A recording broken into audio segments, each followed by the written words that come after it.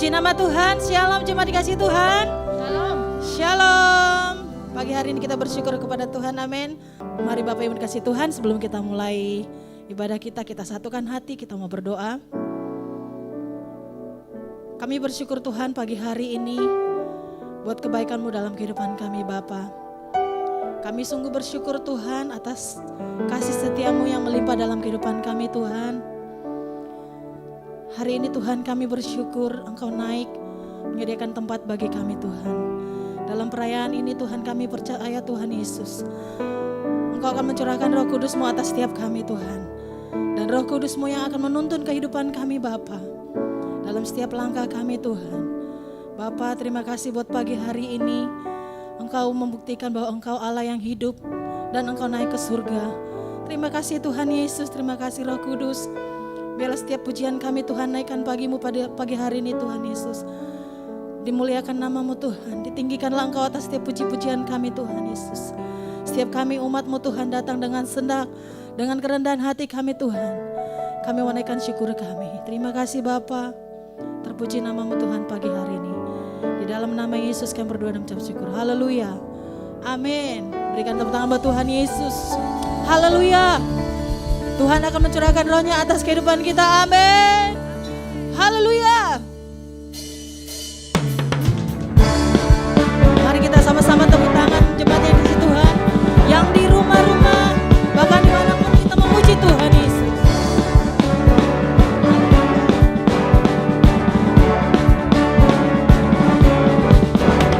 Tuhan curahkan roh-Mu atas manusia di bumi.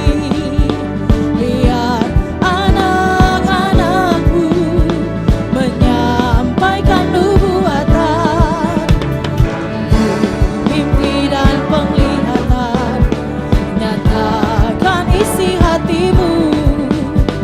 Biar iman kami bangkit, surga nyatakan kedahsyatan hari-Mu. Kan ada kebangkitan yang besar, kan ada pemulihan di negeri kami. Kan ada kebangkitan yang besar, yang berseru kepada Yesus diselamatkan. Haleluya.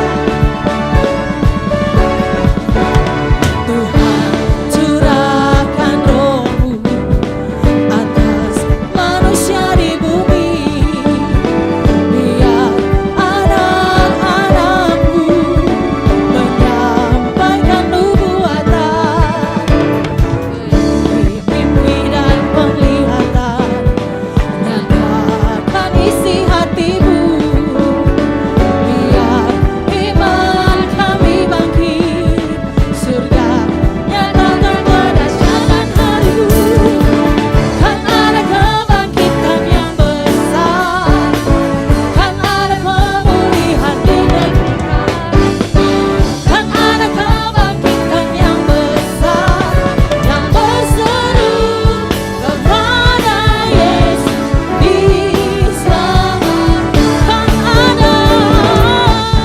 Kan ada kebangkitan yang besar, kan ada pemulihan di negeri kami.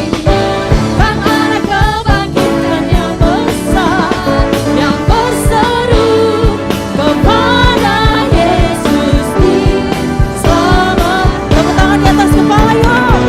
Kan ada kebangkitan yang besar, kan ada pemulihan di negeri kami. Kan ada kebangkitan yang besar, yang berseru kepada Yesus diselamatkan. Yang berseru kepada Yesus diselamatkan. Yang berseru kepada Yesus diselamatkan.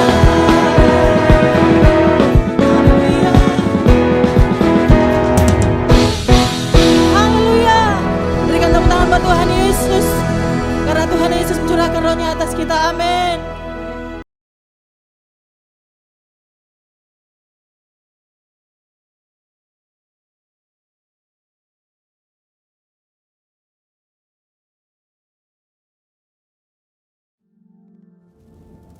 Shalom saudara, dalam edisi Voice of Pentecost kali ini, kita akan membahas mengenai hati-hati dengan mulutmu.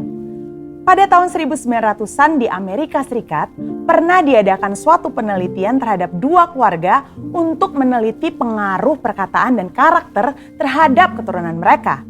Secara mengejutkan, hasil yang didapat adalah keluarga Jonathan Edwards yang mendidik anak mereka sesuai perkataan firman Tuhan memiliki keturunan yang berhasil. Sedangkan keluarga Max Jukes yang tidak memperhatikan perkataan mereka sesuai dengan firman Tuhan memiliki keturunan yang buruk dan tidak berhasil. Hal ini membuktikan bahwa perkataan kita memiliki kuasa bagi masa depan kita. Yesaya 50 ayat 4 dikatakan, Tuhan Allah telah memberikan kepadaku lidah seorang murid, supaya dengan perkataan aku dapat memberi semangat baru kepada orang yang letih lesu. Setiap pagi ia mempertajam pendengaranku untuk mendengar seperti seorang murid. Pertanyaannya sekarang, bagaimana caranya agar lidah kita disebut sebagai lidah seorang murid? Yang pertama, mengendalikan setiap perkataan yang keluar dari mulut kita. Yakobus 3 ayat 5, 6, dan 8 berkata, demikian juga lidah, walaupun suatu anggota kecil dari tubuh, namun dapat memegahkan perkara-perkara yang besar. Lihatlah, betapapun kecilnya api, ia dapat membakar hutan yang besar. Lidah pun adalah api. Ia merupakan suatu dunia kejahatan dan mengambil tempat di antara anggota-anggota tubuh kita sebagai sesuatu yang dapat menodai seluruh tubuh dan menyalakan roda kehidupan kita. Sedang ia sendiri dinyalakan oleh api neraka, tetapi tidak seorang pun yang berkuasa menjinakkan lidah. Ia adalah sesuatu yang buas, yang tak terkuasai, dan penuh racun yang mematikan. Hal ini harusnya menyadarkan kita bahwa dosa perkataan atau dosa lidah bukanlah sesuatu yang main-main. Daud sendiri menyatakan bagaimana dia memiliki tekad yang kuat untuk menjaga dirinya supaya jangan berdosa dengan lidahnya. Daud memberikan sebuah istilah menahan mulutnya dengan kekang, di mana kekang artinya melakukan kontrol, memegang kendali terhadap mulut atau perkataan kita. Memang bukan sesuatu yang mudah, tapi bukan merupakan hal yang mustahil karena dengan pertolongan dari Roh Kudus, kita pasti bisa melaluinya. Yang kedua, menyadari bahwa semua perkataan kita diperhatikan oleh Tuhan. Perkataan merupakan ekspresi hati dan ungkapan dari apa yang kita pikirkan. Tuhan melihat kita jauh ke lubuk hati kita yang terdalam. Ia mengetahui segala motivasi hati kita. Mungkin orang lain dapat kita bohongi dengan perkataan manis dan lembut yang sebenarnya hanya sekedar menutupi hati yang busuk atau pikiran yang jahat. Tapi Tuhan tidak dapat dibohongi. Daud menyatakan dalam Mazmur 139 ayat 4, sebab sebelum lidahku mengeluarkan perkataan, sesungguhnya semuanya telah kau ketahui, ya Tuhan. Dalam konteks dunia modern saat ini di mana media sosial menjadi salah satu sarana komunikasi yang dipakai untuk mengungkapkan ide, pendapat, komentar, informasi, bahkan curahan isi hati, jari-jari kita sebagai alternatif lidah atau bisa dikatakan sebagai lidah yang menuliskan perkataan kita di medsos juga harus kudus. Jangan sampai jari-jari kita mengetikkan pesan hoax, yaitu berita sembarangan yang tidak terbukti kebenarannya, apalagi yang menimbulkan perpecahan, kebencian, kebingungan, bahkan penyesatan bagi orang-orang yang membacanya. Yang ketiga, mulut kita senantiasa memperkatakan firman dan puji-pujian. Salah satu cara efektif untuk menjaga agar kita tidak salah menggunakan perkataan adalah dengan menggunakannya secara benar, yakni dengan cara senantiasa memperkatakan firman Tuhan dan puji-pujian kepada Tuhan di setiap waktu, di setiap keadaan, di setiap situasi kepada semua orang. Sambil kita memuji-muji Tuhan, ingatlah apa yang Tuhan nyatakan melalui Yakobus dalam suratnya. Jikalau ada seorang menganggap dirinya beribadah, tetapi tidak mengekang lidahnya, ia menipu dirinya sendiri. Maka sia-sialah ibadahnya. Sebagai contoh, bila kita mengalami suatu kejadian yang kurang baik, kita tetap memperkatakan ucapan syukur kepada Tuhan dan bukannya bersungut-sungut. Kerinduanku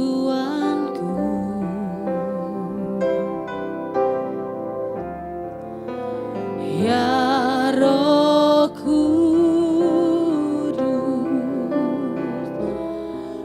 Kau menuntunku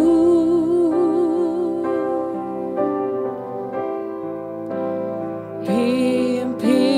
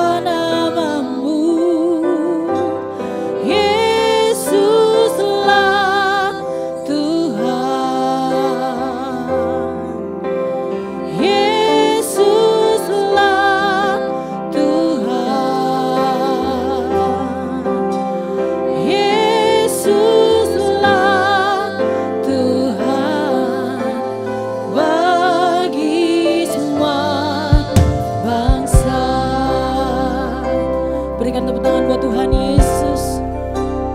Ya Roh Kudus, ku haus padamu.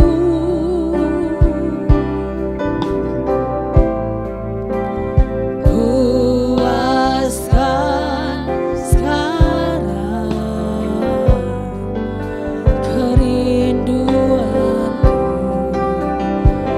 Ya Roh Kudus, ya Roh Kudus, Kau menuntunku.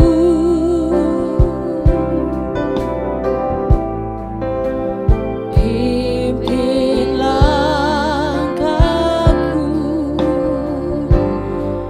ku taat selalu. Nyatakan Tuhan, nyatakan kemuliaan-Mu di tempat ini, ya Tuhan Allahku. Beri ku belas kasihan-Mu, bangkitkan Roh-Mu, bangkitkan Roh-Mu di dalamku. Nyatakan kuasa nama-Mu, Yesuslah Tuhan, Yesuslah Tuhan.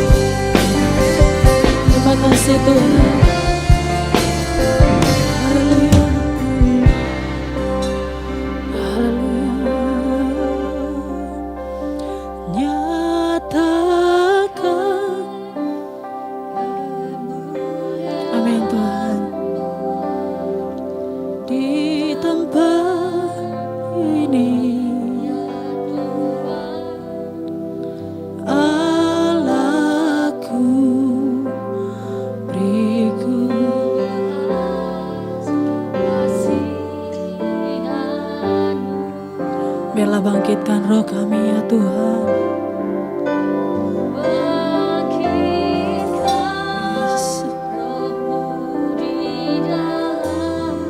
Amin.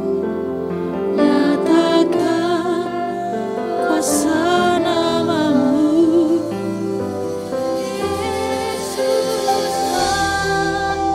Yesuslah Tuhan. Yesuslah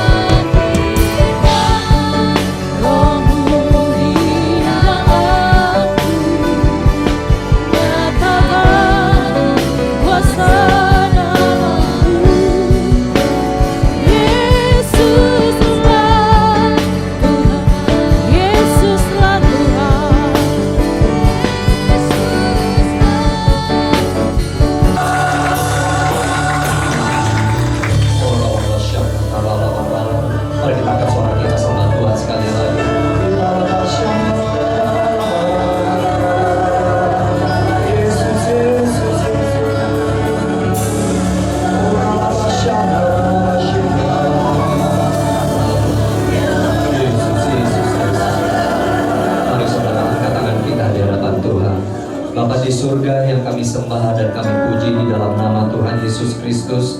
Terima kasih Tuhan, Engkau hadir di dalam doa pujian penyembahan yang kami naikkan. Terus hadir Tuhan saat kami akan membahas kebenaran firman-Mu.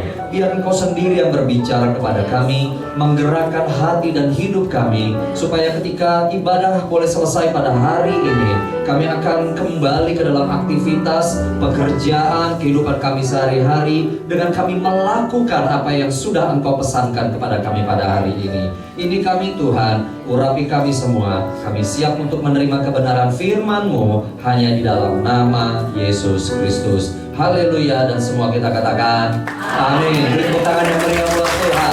Haleluya. Silakan duduk Bapak Ibu Saudara sekalian. Haleluya. Coba lihat ke depan dahulu, kasih senyum sama saya, lambaikan tangan, katakan shalom. Senang bisa bertemu Bapak Ibu Saudara kembali di tempat ini. Sudah cukup lama sekali saya tidak datang ke sini. Terakhir waktu itu Pak Jeffrey minta untuk saya ngisi online, tapi itu 2021 gitu ya. Dan sekarang kita sudah di 2023, tidak terasa 3 tahun pandemi sudah kita jalani, dan Tuhan tetap menjaga kita sampai hari ini. Gereja kita tetap ada sampai hari ini. Beri tepuk tangan kemuliaan buat Tuhan. Haleluya. Nah, mungkin ada yang baru ketemu saya atau enggak sih, tadi ditanya ada yang baru datang belum? Ya, tadi semuanya kan gak ada yang angkat tangan. Berarti mungkin masih kenal saya atau ada yang lupa. Nama saya Chris Silitonga. Saya anggota tim teologi dari GBI Jenderal Gatot Subroto dan juga Wakasubdit Pembinaan KUL. Senang bisa bertemu Bapak Ibu Saudara kembali. Nah, hari ini saya mau mengangkat sebuah tema yang saya beri judul Heart for the Lost. Hati untuk mereka yang terhilang. Katakan hati untuk yang terhilang. 2, 3. Hati untuk yang terhilang. Tanya kanan kiri, punya hati enggak? Nah, gitu. Balik lagi tanya sama dia, sama lu juga punya atau enggak? Haleluya. Saudara-saudara sekalian, saya tidak tahu sudah seberapa banyak saudara pernah mendengar yang namanya everyone ini, ya. Mungkin ada yang sudah mendengar, ada yang baru tahu mendengar. Tapi begini Bapak Ibu Saudara ya, sebelum masuk bahan khotbah. Jadi ini untuk 10 tahun ke depan, setidaknya ada 3 denominasi di dunia ini, yaitu Pentakosta, Baptis, dan Anglikan, ya. Dan berita terakhir Katolik juga akan masuk, Bapak Ibu Saudara. Jadi ini Pentakosta sebenarnya ya. Tapi yang 3 sudah pasti, yaitu Pentakosta, Baptis, dan Anglikan sepakat Yuk, dalam 10 tahun terakhir ini, dari tahun 2023 sampai 2033, kita habis-habisan untuk Tuhan. Katakan habis-habisan untuk Tuhan. Artinya apa? Yuk, selama 10 tahun ini, kita lakukan segala macam cara supaya semua orang di atas muka bumi ini, katakan everyone, mereka mengalami perjumpaan yang otentik dengan Tuhan Yesus, dengan kuasa Roh Kudus. Artinya apa? Dalam 10 tahun tuh sudah tidak ada yang bisa ngomong gini, saya belum pernah dengar tuh tentang Yesus. Gak bisa. Kita nggak berkata semua orang percaya Yesus, tetapi semua orang sudah mendengar pemberitaan tentang Yesus. Katakan amin. Hari ini yang baru mengaku sudah pernah dengar Tuhan Yesus 40%. Jadi masih ada sekitar 60 lagi yang belum mendengar. Tepatnya 45, 55 belum. Ayo, masa 55% tidak bisa mendengar tentang Tuhan Yesus? Makanya sekarang tadi baru dibilang mengenai mulut kita, medsos dan yang lain-lain. Dengan segala hormat, kayaknya di sini ada generasi Yosua dan juga generasi Musa dan mertuanya Musa dalam ruangan ini. Tetapi memang sekarang sudah berubah. Anak-anak muda, dengarkan baik-baik, Anda tidak dilarang bermedsos. Malah sekarang disarankan lebih banyak medsos. Tapi bukan untuk kepo, beli makanan, atau segala macam, tetapi untuk mengabarkan Injil. Ya, bukan hanya sekedar mengutip ayat firman Tuhan di sana, tapi bilang, hari Minggu guys ngapain? Daripada busuk tidur di rumah, yuk ke gereja aja. Nah, yang kayak gitu. Kemana guys? Daripada nggak jelas mabuk pinggir jalan, mendingan spending time dinner dengan keluarga. Value-value kekristenan. Jadi jangan ada lagi orang tua tanya sama saya, Pak, gimana supaya anak saya tidak bermedsos? Sudah berubah, kita sarankan bermedsos. Tahu kenapa? Karena satu anak muda kita tahun 2021 di Malang, ya, dia berpikir bagaimana supaya teman-temannya generasi ini berkata Tuhan Yesus dari mulutnya. Dia buat challenge di TikTok. Siapa yang bisa bikin gaya gini? Tuhan Yesus tidak berubah, tidak berubah. Dan tiba-tiba 22 juta anak-anak muda di Indonesia, entah percaya Tuhan atau tidak percaya Tuhan, dari mulut mereka berkata, Tuhan Yesus tidak berubah. Tuhan. Lihat, kita juga mendengarkan banyak anak-anak muda lagi main Mobile Legend atau apa itu. Wah, itu sangat dimusuhi gereja. Tapi ternyata sekarang cetok lagi main. Tiba-tiba dia nanya, lu kalau hari Jumat kemana? Gak tahu, ikut gua yuk, cool. Apa itu, ikut aja nanti jalan itu. Tiba-tiba kita akan melihat kul kita penuh, gereja kita penuh, kita harus tetap jaga ibadah sampai gak ada lagi kursi di sini. Ditepuk tangan dulu oleh Tuhan. Come on. Ya. Jadi kita lagi habis-habisan 10 tahun ini beritakan Yesus. Katakan amin. Ya, kalau ketemu sama kita pertama kali bukan ngomongin yang lain-lain, pokoknya gua pengen 30 detik pertama kamu dengar Yesus. Itu dulu. Jadi kalau bisa Bapak Ibu Saudara bukan cuma puji Tuhan, puji Yesus. Biar aja langsung Yesus ya. Lihat kan? Nah, ini yang kadang-kadang kemarin juga Pak Niko tekankan, orang suka salah pikir, 2033 artinya Tuhan Yesus datang. Enggak begitu. Ya, kita lagi mau 10 tahun sampai 2033 habis-habisan. Kenapa 2033? Karena tahun 2033 adalah pas dengan jatuhnya 2000 tahun peringatan Yesus mati, disalibkan tapi bangkit.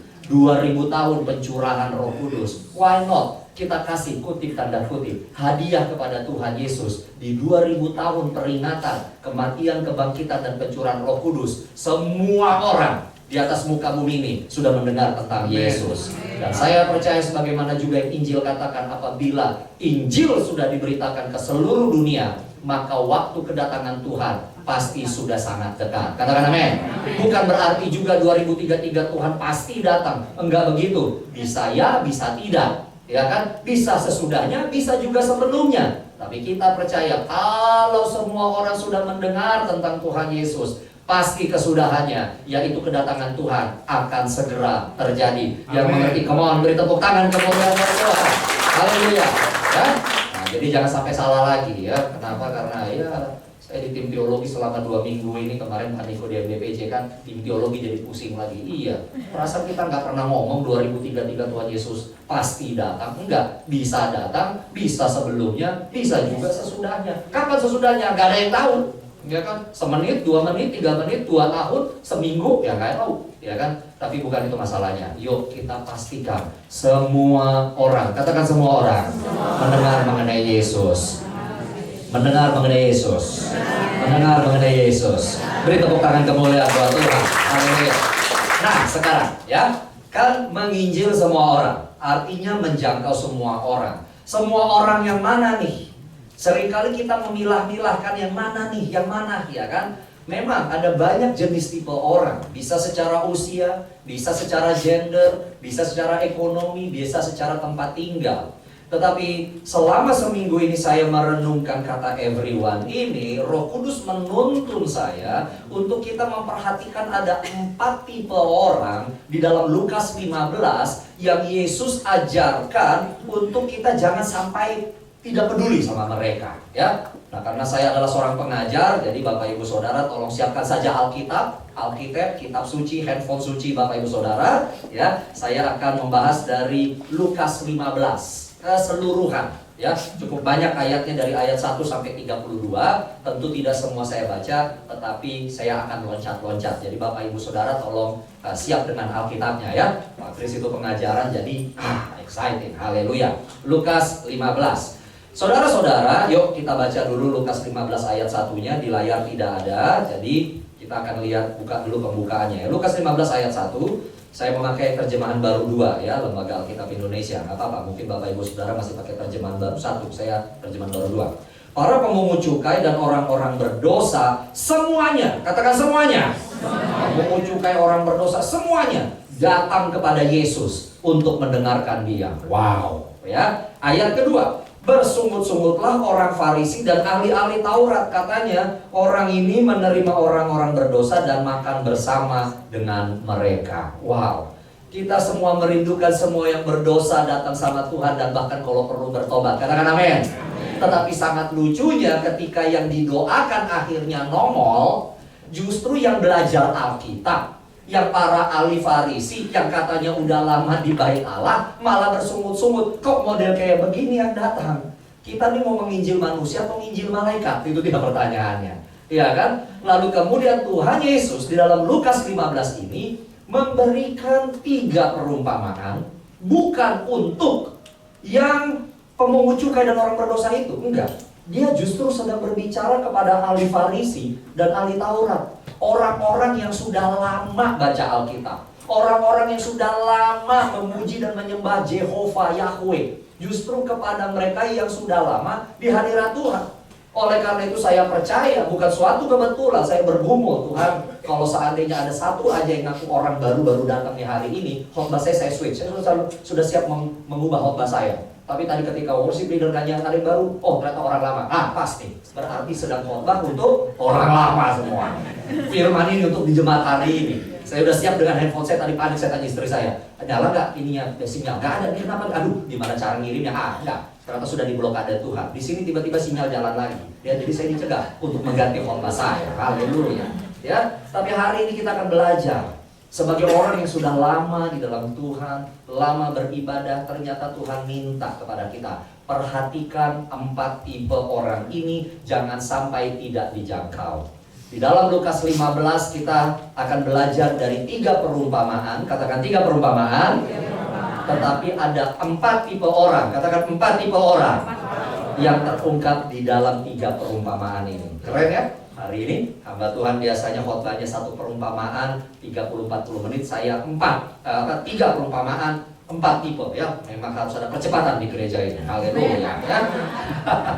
Yuk kita lihat ya, di sini ada 3 perumpamaan. Perumpamaan yang pertama dicatat di dalam Lukas 15 ayat 1 sampai 7, yaitu perumpamaan tentang domba yang hilang. Katakan domba yang hilang. Saudara-saudara perhatikan dulu ke depan sini. Yesus tuh ketika menggunakan perumpamaan itu bukan sembarangan. Kenapa dia pakai tertentu, lalu dia ngomong tertentu, itu semua ada makna dan nilainya, ya, baik kepada orang pada waktu itu maupun kepada kita saat ini.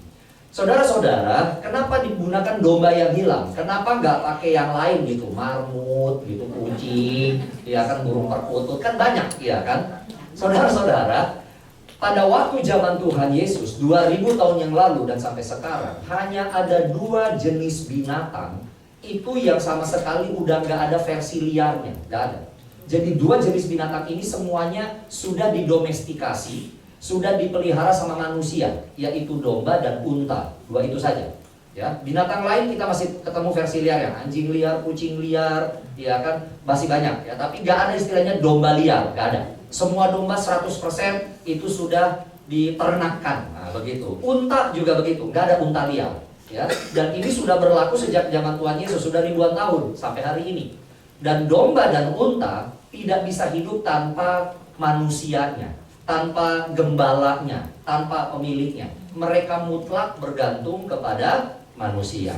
Nah, di dalam kisah ini kalau kita perhatikan, biar layarnya di situ saja, coba kita lihat ayat 4. Yesus bilang ini, siapakah di antara kamu yang mempunyai 100 ekor domba, dan jikalau ia kehilangan seekor di antaranya, tidak meninggalkan yang 99 ekor di padang gurun, dan pergi mencari yang hilang itu sampai ia menemukannya. Ayat 5, perhatikan ini kuncinya. Setelah menemukannya, ia meletakkannya di atas bahunya dengan gembira. Saudara-saudara, domba dan unta itu sebenarnya secara natural, secara alamiah, mereka ketakutan kalau sendirian. Mereka butuh lihat manusianya, mereka juga butuh melihat kawanannya. Domba akan selalu bergerak kemana kawanannya. Kalau masuk jurang rame-rame, ya rame-rame. Demikian juga dengan unta. Tiba-tiba kita melihat di sini ada seekor domba dari kawanan 100 ternyata menghilang, memisahkan diri. Dan apa yang terjadi di sana? Si gembalanya ini meninggalkan yang 99, lalu cari yang hilang tersebut. By the way, saya di sini bukan karena hendak mendukung membela pastoral di mana-mana, tapi ayat ini sering sekali digunakan sama jemaat untuk menghakimi Pak Gembala. Nah, jangan begitu, ya, menghakimi pendeta, enggak, ya. Pak, yang satu dicari dong, oke, berarti siap ditinggal ya? Kan di sebelah musuh ditinggal. Ya, ya. Nah sering pakai begitu. Enggak, ini gembala hewan, gembala saudara, gembala manusia. Oke ya, nggak ada titipan apa-apa sama saya depan sini. Saya membela semua kolega saya para gembala dan pendeta. Haleluya. Ya. Tapi yang mengerti di sini coba perhatikan ke domba, fokus ke domba. Ini tipe apa sih? Domba seharusnya sadar dia butuh manusianya, dia butuh pemimpinnya, dia butuh kawanannya. And yet dia tetap menghilang. Saudara-saudara, saya percaya Yesus menggambarkan domba yang hilang di kisah ini adalah orang-orang, yaitu mereka yang menjauhkan diri dari keluarga dan komunitas. Orang ini menjauhkan dari keluarga dan komunitas. Saya nggak tahu Anda pernah ketemu orang seperti ini atau enggak. Acara keluarga biasanya dia datang, tiba-tiba sekarang ada alasan yang nggak mau datang. Lama-lama menghilang, lama-lama 1-2 tahun cuma di WhatsApp grup. Sorry ya nggak bisa datang, sorry ya nggak bisa datang, selalu sorry nggak bisa datang tanpa alasan yang jelas. Ya, seandainya pun ada alasan yang jelas, alasannya nggak masuk akal, biasanya begitu, ya kan? Didatangin ke gereja, kok nggak pernah muncul lagi di gereja? Nggak tahu ada begini, anak saya sakit, besoknya istri saya sakit, ya kan? Minggu depannya lagi kucing saya sakit, ya kan? Minggu depannya lagi satpam saya sakit. Apa sih? Masa sakit melulu? Ya kan? Ditanya kenapa nggak datang ke kul, lagi sibuk cari duit, semua juga cari duit, bisa kok buktinya datang. Lihat, dan sometimes kita nggak ngerti, mereka menarik diri, Bapak Ibu Saudara. Yang model kayak begini Bapak Ibu Saudara jangan dijauhin. Sudahlah Pak Kris, dia memang sudah menghilang. Oh, jangan kayak begitu. Lihat, kita sebenarnya dengan domba, kita ini nggak bisa hidup sendiri. Katakan nggak bisa hidup sendiri. Tidak baik manusia itu hidup sendirian. Halo, ayat itu tidak berbicara tentang laki-laki saja. Enggak, tidak baik laki-laki hidup sendiri.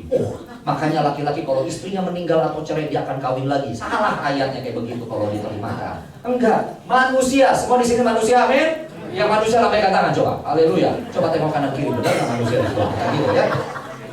Manusia kan, kita nggak bisa hidup sendiri. And yet kadang-kadang kita temukan ada teman, anggota jemaat yang menjauhkan. Nah yang model kayak gini Bapak Ibu Saudara, jangan justru kita tambah jauhin. Dia udah ngambil jarak, kita ngambil jarak lagi. Enggak, cari dan jangkau. Katakan cari dan jangkau.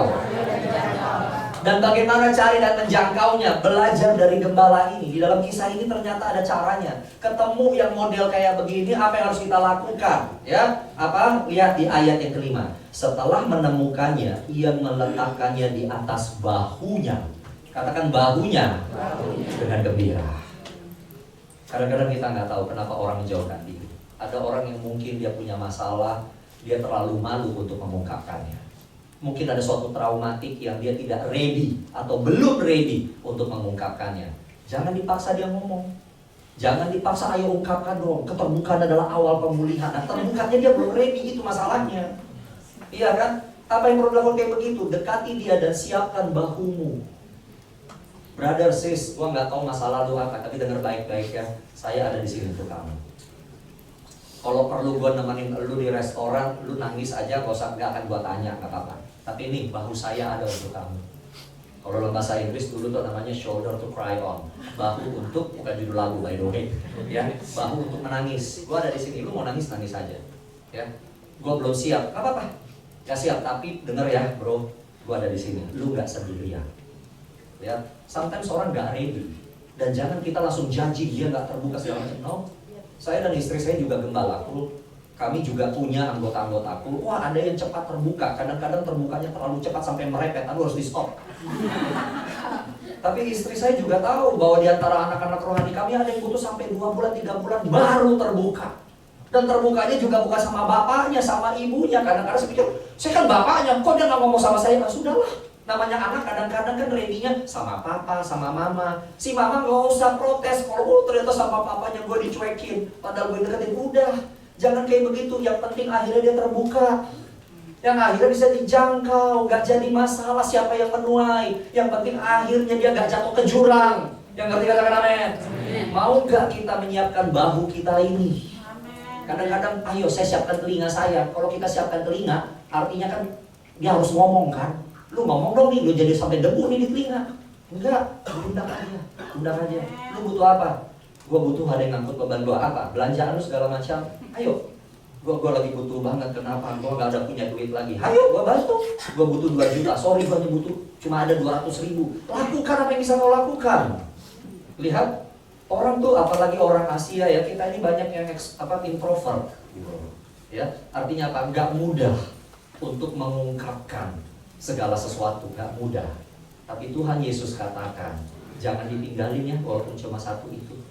Yang 99 ini keren banget. 99 ditinggal di padang gurun tetap hidup, ya kan? Tetap hidup di padang gurun. Tapi yang satu yang kabur ini, aduh, dia membutuhkan pundak kita. Ya, please, siapa di dalam hidupmu hari ini? Ada teman saudara, mungkin juga rekan sepelayanan yang menjauhkan diri, jangan dijauhi. Kasih tahu sama dia, kamu tidak sendirian. Kalau kamu belum siap, nggak apa-apa. Tapi dengarkan baik-baik, saya siap untuk kamu kapanpun juga. Ya. Jangan sampai dibilang, benar kan tuh, gue lagi ada masalah, gak ada yang ngerti masalah gue, semuanya menjauhi. No. Everyone. Yuk kita perhatian kepada semua orang. Katakan amin. Ya, bilang kanan kiri, mari kita berikan pundak kita. Haleluya. Ya, pundak bahu sama aja. Haleluya. Dan apa yang terjadi ketika ditemukan di ayat 7, ada sukacita. Karena satu orang itu ditemukan, itu kenapa lebih besar daripada sukacita yang 99 yang tidak memerlukan pertobatan. Hari ini baiklah kita bersukacita kalau lebih banyak lagi orang menemukan Yesus. Lebih banyak lagi kita bersukacita ketika orang yang tadinya nggak peduli Yesus, akhirnya sekarang percaya Yesus dan mengikut Yesus. Yang mau beri tepuk tangan kemuliaan buat Tuhan. Haleluya. Yang kedua, itu adalah perumpamaan tentang dirham yang hilang, ya. Nah, mungkin ada beberapa orang bingung dirham ini apa? Ini bahasa Melayu Sanskerta dan saya bingung kenapa nggak diterjemahkan saja langsung, ya. Tapi mungkin karena supaya saudara-saudara kita yang keturunan Abraham dari cabang yang lain, gitu, ya, keturunan Abraham juga kan, gitu, ya kan, supaya lebih menangkap. Tapi pengertian dirham di sini artinya koin, ya. Kalau dalam bahasa Inggris itu koin, jadi uang yang berbentuk koin, gitu, ya. Karena uang kan juga bisa bentuk kertas dan yang lain-lain. Pada zaman Romawi sudah ada sebenarnya. Nah, di dalam kisah yang luar biasa ini, ya, perhatikan saya. Kisahnya ada seorang perempuan, dia punya 10 koin, lalu 1 hilang. Dia cari-cari dan ketika ketemu, dia senang luar biasa sampai dia bikin pesta. Kalau pikir-pikir cuma punya 10 koin kan berarti ibu ini miskin sebenarnya, betul nggak? Makanya dia cari banget yang satu. And yet ketika ketemu dia malah bikin pesta. Bukannya malah ditambah miskin dia, bikin pesta. Kan nggak masuk akal. Jadi bukan masalah uangnya di sini, ya. Ini jangan diartikan kayak pernah kalau dirhamnya hilang cari, kalau sahamnya gagal cari saham baru. Bukan begitu. Itu salah interpretasinya. Iya kan? Kalau duitmu kagak dibayar hutangnya kejar. Nah, ini salah interpretasi kayak begitu. Enggak ya? Ini bicara jiwa-jiwa. Katakan jiwa-jiwa. Nah, kalau saudara-saudara punya koin, saya yakin punya koin nggak di sini ya? Tapi sini soal tadi bayar kartunya aja pakai e-mandiri begitu ya. Nah, kalau di mobil saya kadang-kadang kan masih ada beberapa tempat parkir di Jakarta mintanya cash ya sudah. Tapi kalau sadar koin itu kan ada nilainya, 500 atau 1000 ada nilainya. Jadi koin ini adalah suatu benda yang ada value-nya. Siapakah yang Yesus sedang ungkapkan di sini? Saya percaya dirham atau koin yang hilang ini menggambarkan orang-orang atau mereka yang merasa sanggup untuk melakukan segala sesuatunya sendiri. Kenapa? Karena dia mampu. Dia punya value. Entahkah mungkin kekayaan, kemampuan, atau pengalaman. Ya, dia merasa nggak butuh yang lain. Gue bisa, alah, udah nggak usah banyak ngomong. Ini susah sama dia. Orang yang model kayak begini, Bapak Ibu Saudara, jangankan pada zaman dahulu, kita juga males kan sama orang yang sombong. Males sama yang songong. Betul sih dia pintar, betul sih punya pengalaman, betul sih dia punya kemampuan duit, tapi nggak perlu jadi songong kali. Betul nggak saudara-saudara? Yang model ini dijauhin orang. Dan perhatikan di kisah ini dikatakan di ayat 8, atau perempuan manakah yang mempunyai 10 dirham dan jika ia kehilangan 1 dirham tidak menyalakan pelita dan menyapu rumah serta mencarinya dengan cermat sampai dia menemukannya. Orang-orang yang songong dan yang sombong, saya berharap dalam ruangan ini jangan kita justru yang jadi dirham itu. Biasanya mereka nggak sadar dunia mereka udah gelap, sudah dijauhin orang-orang. Makanya perhatikan perempuan ini, itu dirham ketemu karena dia bawa pelita, kelihatan. Baru kelihatan itu hilang di mana. Nah, orang yang punya pengalaman atau songong seperti itu seringkali dijauhi orang, dia merasa gua tetap bersinar, padahal hidupnya ada di dalam kegelapan. Dia tidak punya lagi teman-teman, tidak ada lagi yang menasehati dia. Seandainya pun nasehatin dia, dia jauhin semua nasihat itu. Lu tahu apa sih? Lu baru anak S1, gua nih gelarnya profesor, doktor, insinyur, capek banget mampu bumi. MBA, MTH, MDiv, Corona, HIV, TBC. Banyak banget. Ya kan? Modal kayak gini disongongin, menjauh. Tapi Bapak Ibu Saudara, Tuhan katakan jangan karena dia mampu jadi engkau nggak cari. Bagaimana cara menyadarkan dia? Bawa pelita ke hadapan dia.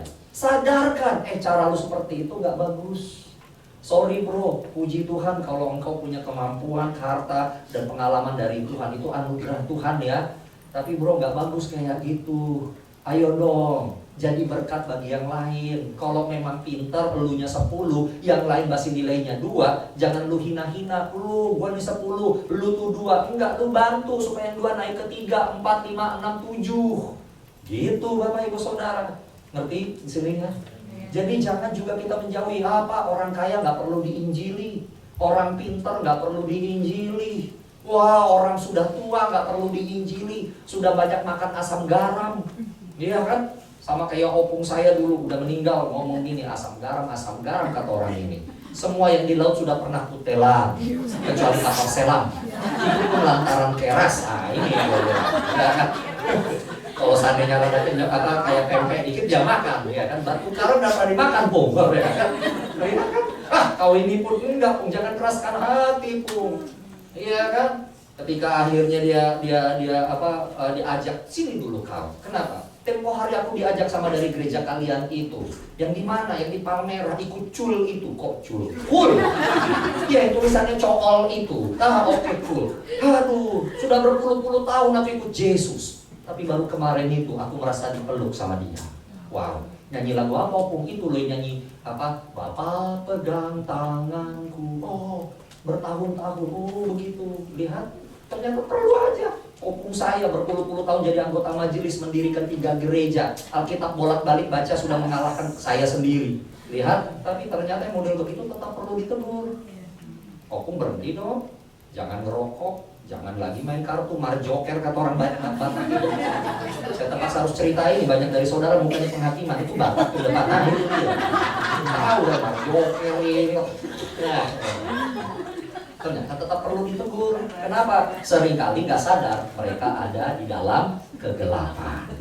Ya, saudara-saudara please, kalau kita berbicara mengenai everyone, semua orang, maka benar-benar semua orang. Katakan semua orang. Bilang kanan kiri, menginjil sama semua orang. Bilang balik sama dia, jangan ngomong doang, kamu juga. Ya? Oke, yuk. Kalau dia diberkati Tuhan, bawa dia ke dalam terang Tuhan dan sadarkan, kamu diberkati untuk memberkati. Kamu punya pengalaman untuk membantu mereka yang belum punya pengalaman.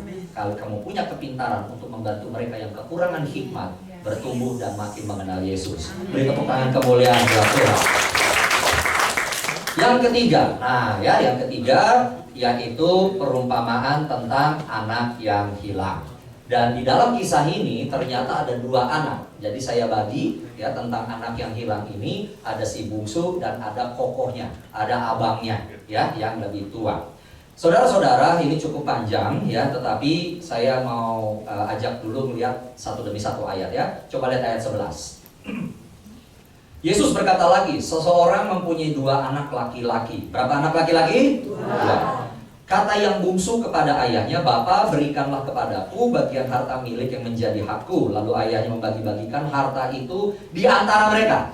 Perhatikan ya, jadi bukan cuma si bungsu yang dapat, si sulung juga dapat. Ya, beberapa hari kemudian anak bungsu itu menjual seluruh bagiannya itu, lalu pergi ke negeri yang jauh. Di sana ia memboroskan harta miliknya itu dengan hidup berfoya-foya. Setelah dihabiskannya semuanya, timbullah bencana kelaparan di negeri itu dan ia pun mulai melarat. Saudara-saudara, dengan segala hormat kepada almarhum pendeta Martin Luther yang pertama kali membuat interpretasi ini dan ribuan hamba-hamba Tuhan yang lain, secara Alkitab dan dari sudut pandang orang Yahudi, bukanlah suatu kekurang ajaran apabila seorang anak minta harta warisan dari ayahnya ketika ayahnya masih hidup.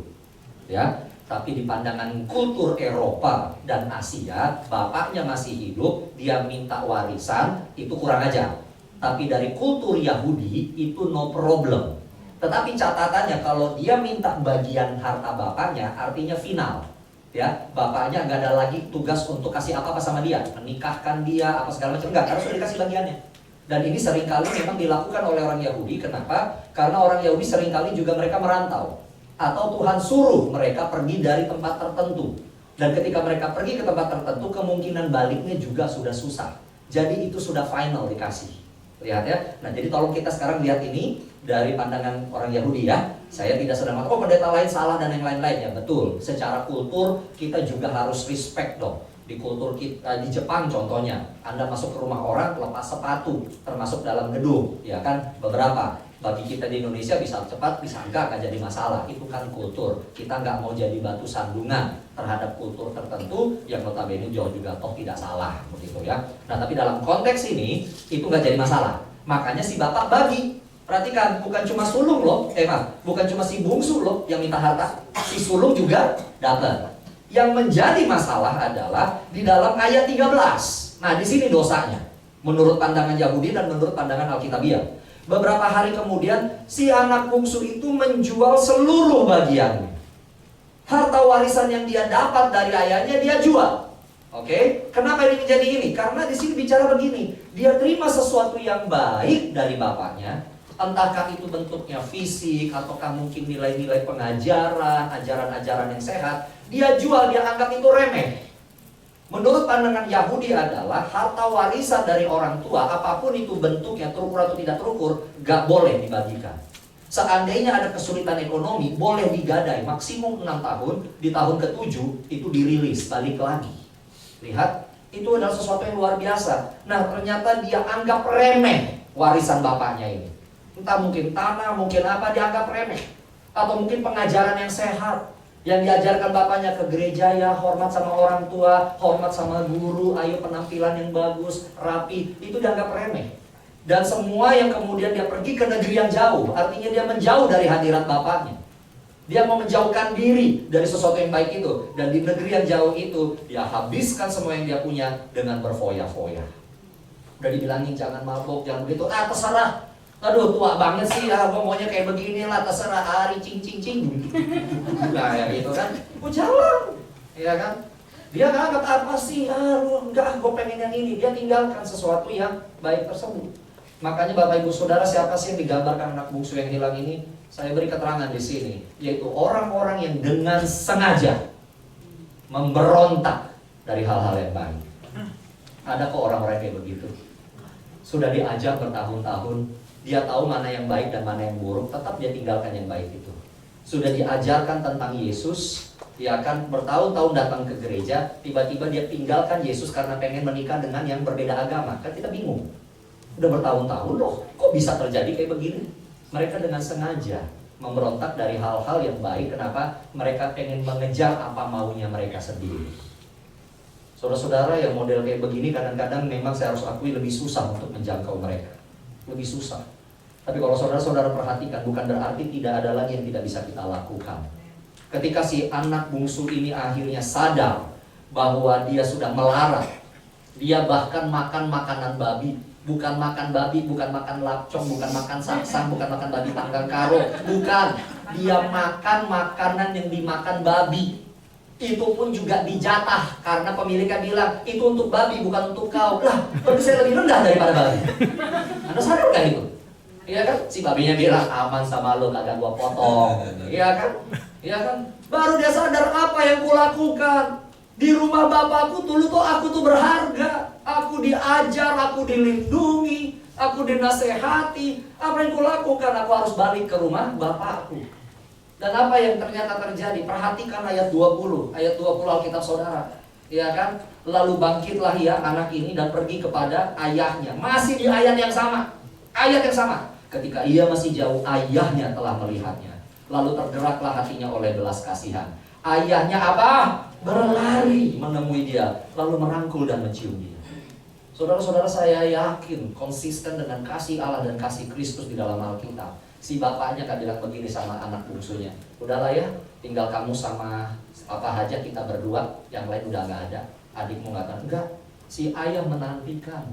Saya percaya ayahnya ini terus berdoa, Tuhan please, anakku 2 kau kasih, yang satu lagi gak tahu menghilang kemana. Please Tuhan, jaga dia, kembalikan dia ke aku Tuhan. Apapun kondisinya aku akan terima.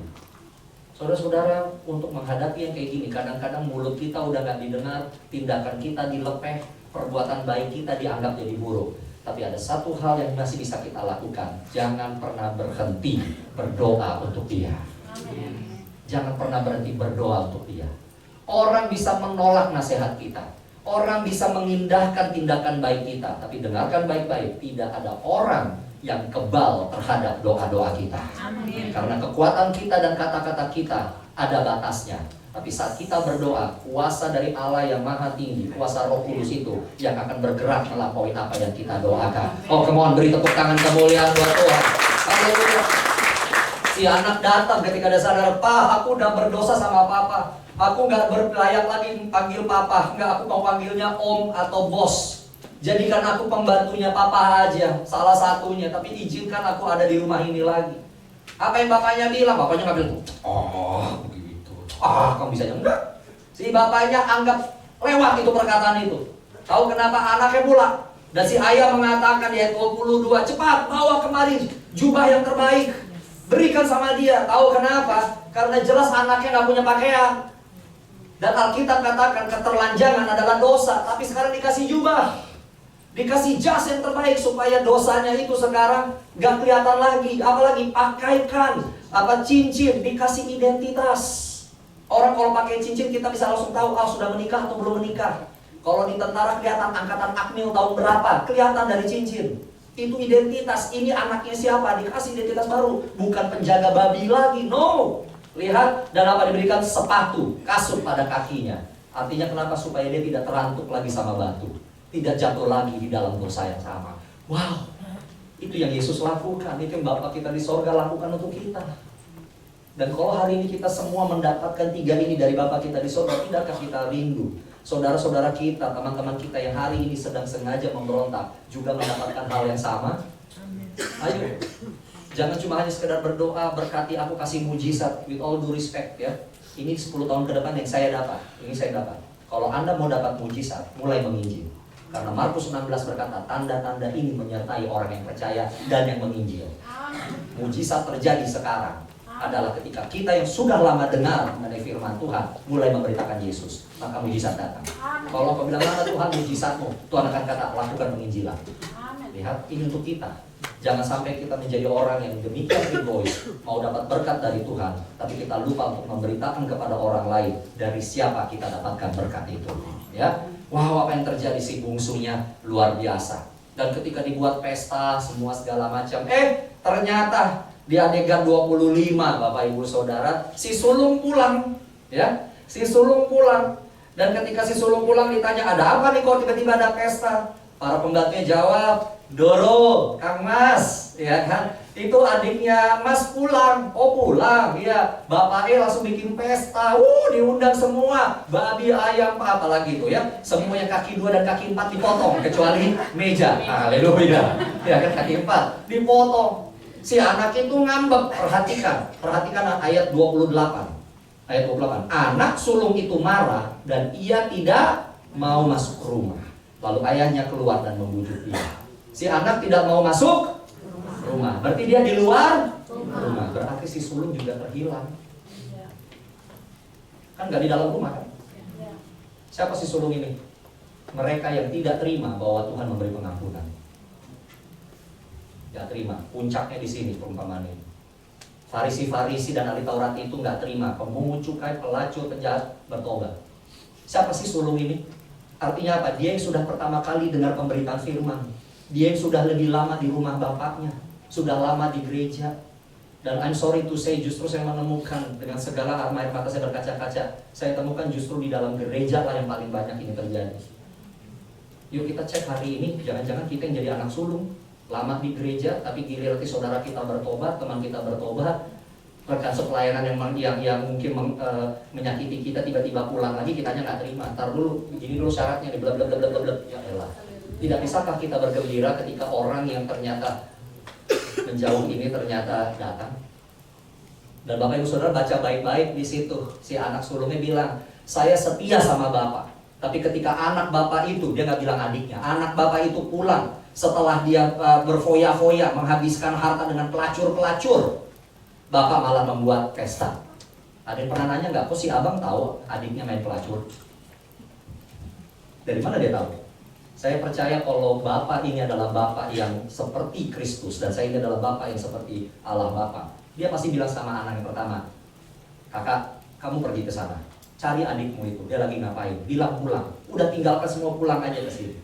Makanya si kakaknya tahu kan, kakaknya temuin adiknya kan, bilang dek pulang dek, jangan lagi diskon-diskon kayak gini, main pelacur lagi. Udah kakak pulang aja, kakak aja sama bapak saya mau di sini. Ya udah Pak, saya udah ketemu adik di negeri mana tuh nggak tahu, ya kan udahlah. Yang penting papa masih punya saya akan setia sama papa. Tapi yang itu ya sudah. Lihat, siapa bilang? Si kakak nggak tahu situasinya, tapi dia nggak bisa terima adiknya. Tapi saudara-saudara perhatikan, si bapak bilang, kenapa kamu marah? Aku nggak bilang hartamu dibagi lagi sama dia, enggak. Dia sudah dapatkan bagiannya, selesai. Bukan artinya enggak, hartaku sekarang hartamu, udah aku kasih total sama kamu kok. Kenapa kamu jadi marahkan begini? Ya kan adikmu mati dan kini hidup kembali. Ia hilang dan sekarang ditemukan kembali. Tidak bisakah engkau bersuka cita akan hal ini? Hari ini Bapak Ibu Saudara, kalimat terakhir dari sang ayah itu, biarlah itu yang meresap di dalam hati kita. Kita patut bersukaria dan bergembira karena adikmu, saudaramu, temanmu, sebutkan itu siapa, telah mati dan kini hidup kembali. Ia telah hilang, namun kini ditemukan kembali. Biar sukacita kita yang paling besar adalah kita melihat semua taburan firman, taburan kata-kata, perbuatan baik kita, bahkan doa-doa kita akhirnya menjadi kenyataan. Semua yang mati hidup kembali, semua yang hilang ditemukan kembali. Lebih banyak orang mengenal Bapa di surga dan memuliakan nama Yesus Kristus. Yang mengerti dan yang mau katakan amin. Beri tepuk tangan kemuliaan buat Tuhan. Mari kita bangkit berdiri bersama para imam boleh.